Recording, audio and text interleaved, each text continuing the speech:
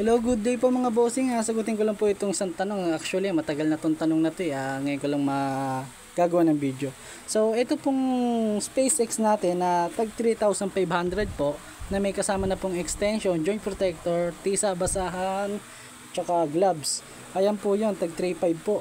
Hindi po siya full carbon mga bossing kasi pag sinabi pong full carbon, ibig sabihin po carbon yung shop and then yung bat, carbon din po. Ito pong SpaceX natin, yung shop niya po ang pure carbon lang. Ayan po, pure carbon po yung shop niya mga bossing.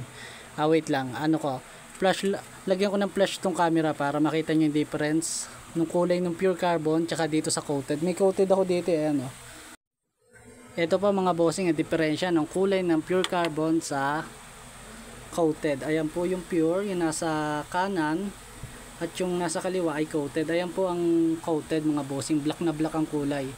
At yung pure medyo pagka gray tsaka makintab. Ayan.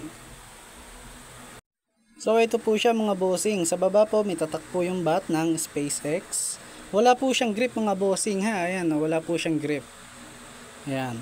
And then yung tip naman po, black po na layered tip. Naka white vault plate na po, tsaka unilock po yung pin niya. Ayan, unilock. Ito po yung pre na extension. O, ayan po, ulit na po. Pure carbon po yung shop mga bossing ha. Pure po yan. Hindi po coated. Yung tip size nga po pala niya mga bossing, 12.5 mm po. Conical taper. Tapos naka adjustable weight. At ano po, ano bang tawag dito? 19 ounce po yung ano niya, timbang. And then ayun po yung iba pang freebies, yung gloves, joint protector, tisa at basahan. At syempre po yung lagayan, yung soft case.